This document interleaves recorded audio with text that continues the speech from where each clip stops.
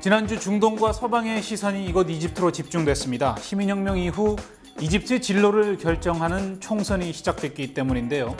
국내에선 그렇게 관심이 높질 않죠. 하지만 이곳 언론들과 서방 언론들 같은 경우에는 지금 중동, 특히 이집트에서 벌어지고 있는 며칠간, 앞으로 몇 달간의 정치 일정이 향후 수십 년간의 중동 정세를 뒤바꿀 수 있다는 비상한 관심 속에 이번 총선을 지켜보고 있습니다.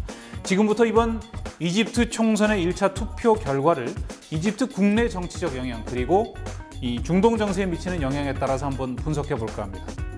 네, 반군부 시위가 최근 계속됐었는데요. 이런 반군부 시위의 여파 속에서 카이로와 알렉산드리아 등 대도시를 포함해서 9개 주에 달하는 첫 번째 선거구에서 선거가 일주일 전에 치러졌습니다. 62%의 높은 투표율을 기록하면서 이집트 역대 선거 가운데 가장 높은 투표율을 나타냈습니다. 이 선거를 관리한 군 과도 정부가 일단 국민들에게 정당성을 인정받았다는 메시지가 담겨있는 대목이고요. 더 중요한 건 투표의 내용이겠죠. 무슬림 형제단이 이끄는 자유정의당이 36.6%, 근본주의를 표방하는 누르당이 24.4%의 득표율로 1, 2위를 차지를 했습니다. 이 30년간 무바라크 독재 기간, 이 30년 무바라크 독재 기간 동안 숨죽였던 이슬람 세력들이 정치적인 압승을 거뒀다, 이렇게 평가할 수 있겠습니다.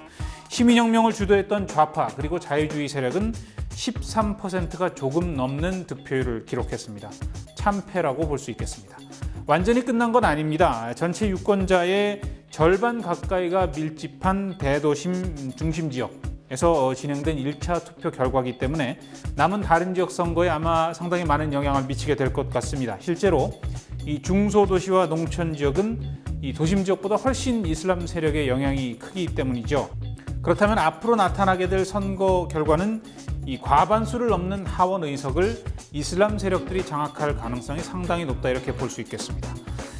이제는 이 선거 결과가 이집트 국내 정치, 이 시민혁명, 여기엔 또 어떤 영향을 미칠지가 궁금한 대목입니다. 이 전체적으로 이슬람 세력의 득표는 과반수를 넘었습니다. 하지만 이게 세력 전체를 뭉뚱그린 득표수고 이 특정 정당, 하나의 정당이 과반수를 획득하지 못한 상황이죠. 이들이 의회를 장악하기 위해서는 누군가 연정의 파트너가 돼야 하겠죠. 우선 이집트 최대 정치 세력으로 성장을 해서 가장 많은 득표를 올린 자유정의당을 이끌고 있는 무슬림 형제단을 좀 살펴볼 필요가 있겠습니다. 반미 반이스라엘 성향 분명히 가지고 있습니다. 하지만 최근에는 이 근본주의적인 색채를 좀 멀리하려는, 배제하려는 그런 움직임이 뚜렷하게 나타나고 있습니다. 이슬람법을 다른 종교를 믿는 사람들에게 강요하지 않을 것이고 국가 운영의 기본 틀로 삼지도 않겠다라는 입장을 거듭 밝히고 있습니다. 과거엔 이 이스라엘과의 중동 평화협정을 파기할 수 있다, 이런 입장도 여러 차례 밝혔습니다만 이 선거 국면이 시작되면서부터는 이스라엘에 대한 언급 자체를 굉장히 조심스러워하고 있는 상황입니다. 눈에 띄는 대목이 예상을 깨고 24%가 넘는 득표로 엄청난 영향력을 과시한 누르당입니다. 안팎의 우려를 부르고 있는 정당인데요. 이집트에서는 살라피스라고 불리는 근본주의자들의 지지를 받고 있습니다. 우선 종교의 자유를 인정하지 않죠. 올해 들어서 몇 차례나 되풀이가 됐던 이 종교 간 충돌, 이집트 콥트교도들과의 충돌 때 항상 이름이 거론됐던 집단이 바로 이 살라피스, 이슬람 근본주의자들입니다. 또 최근에 논란이 되고 있습니다만 이 사우디아라비아의 경우처럼 여성이 운전을 하거나 신체를 노출하는 것을 엄격히 금지를 하고요. 또 술을 팔고 마시는 것도 금지하자, 그렇게 이슬람 율법을 현실 법체계에 강력히 적용해서 완전한 이슬람 국가를 만들자고 주장을 하고 있습니다. 자유정의당에 이어서 두 번째 득표를 한 사람들의 정치적 색채가 이렇습니다. 그리고 이집트 시민혁명을 주도했던 이 시민사회 세력이 중심이 된 자유이집트연합이 있습니다. 이번 1차 총선에서 13% 조금 넘게 득표를 해서 사실상의 참패다, 이렇게 볼 수 있겠는데요. 지식인들 그리고 젊은 학생층이 대거 결합을 했습니다. 하지만 동네 구석구석마다 자리하고 있는 이슬람 사원, 이 모스크를 지지 기반으로 하는 이슬람 정당들을 당해낼 재간은 없었겠죠. 이들은 종교의 자유를 보장하는 것은 물론이고요. 경제적인 정의의 실현 그리고 사회개혁 같은 구호를 외치는 것을 볼 때 시민혁명의 정신에 가장 근접한 정치 세력이다 이렇게 볼 수 있겠습니다. 이들은 이슬람 정당들이 시민혁명 과정에서는 방관자처럼 구경만 하다가 시민들이 피를 흘려서 쟁취한 절차적 민주주의, 바로 이번 총선이라는 선거에 들어와서는 열매만 따먹고 있다 이렇게 비판하면서 시민혁명의 성과를 이들 정치 세력들, 이슬람 세력들이 가로채고 있다 이렇게 비판을 하고 있습니다. 가장 우려스러운 대목은 무슬림 형제단 계열의 자유정의당, 최다 득표한 당입니다. 이 자유정의당과 근본주의 세력인 누르당이 정치적 연합을 결성할 경우입니다. 이렇게 되면 이슬람 율법에 근거한 강경한 정책들이 대거 등장을 하게 되고요. 오히려 시민혁명으로 만들어진 민주주의의 틀과 내용이 후퇴할 가능성이 상당히 높은 것 아니냐, 이런 관측들을 낳고 있습니다. 젊은 층과 이 시민사회 세력의 지지를 받고 있는 엘바라데이 국제원자력기구 전 사무총장 기억하실 겁니다. 이집트의 유력한 대선 후보로도 부상을 해 있는 상황이죠. 이 엘바라데이 사무총장 역시 이런 무슬림, 이슬람 세력들의 정치적 부상을 상당히 경계를 하면서 온건한 이슬람 세력이 과격한 근본주의 세력을 견제해야 한다, 이런 정치적 입장을 내놨습니다.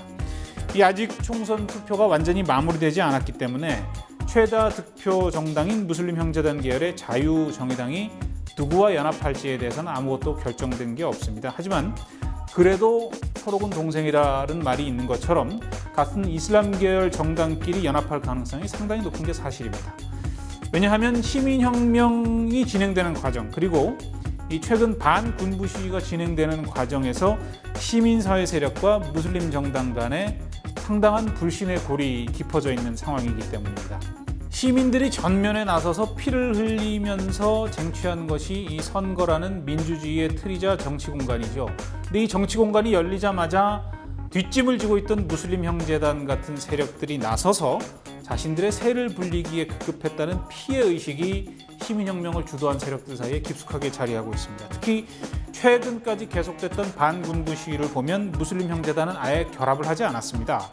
군부 즉각 퇴진을 요구하는 시민사회 세력에 대해서 무슬림 형제단은 더 이상 혼란은 안 된다 이렇게 말하면서 군부 아래 선거를 치르자 이렇게 선을 긋고 나섰죠. 사실은 시민사회 세력의 정치적 입지가 더 확장되기 전에 선거를 치러야 자신들이 안정적인 다수가 될 수 있다는 그런 계산이 깔려 있는 것 아니냐는 분석이 나오는 대목이기도 합니다.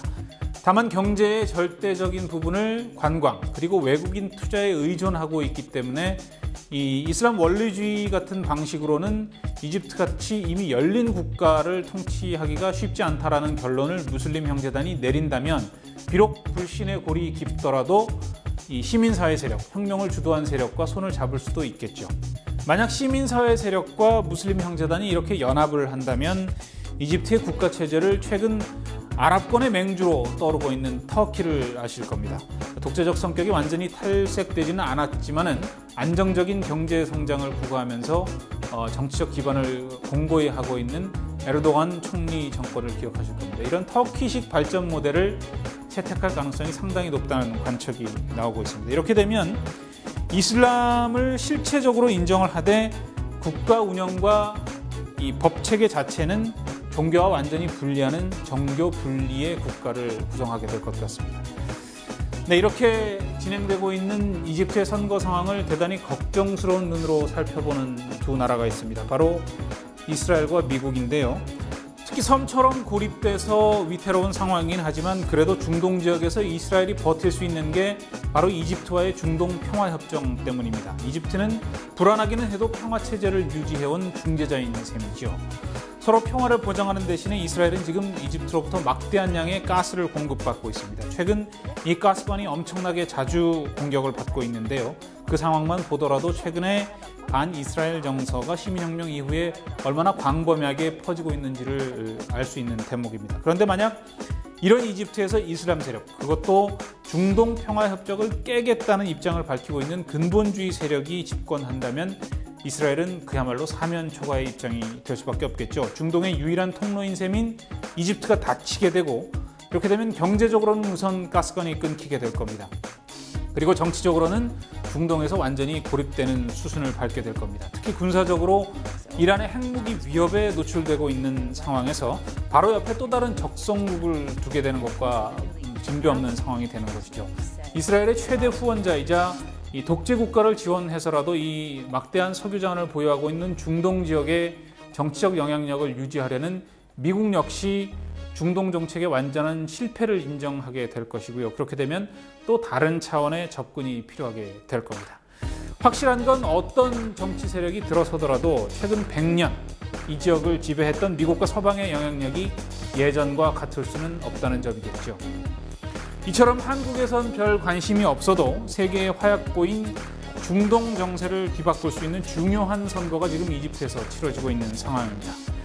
30년 독재를 겪고 나서 치르는 이집트 총선, 지금 말씀드린 것처럼 복잡하고 어수선하고 실수도 많고 대단히 어설픕니다. 투표 안 하면 우리 돈 10만 원 벌금 먹이겠다는 말도 안 되는 법률까지 시행되고 있고요. 하지만 이 투표 자체를 방해해서 정치적 이득을 취해보겠다는 무모함을 나타내는 정치 세력은 존재하지 않습니다. 따으리로 광장에 시민들도 반군부 시위를 벌이고는 있지만 투표장에 갔다 다시 이 집회 현장을 지키는 그런 성숙한 모습을 보이고 있습니다.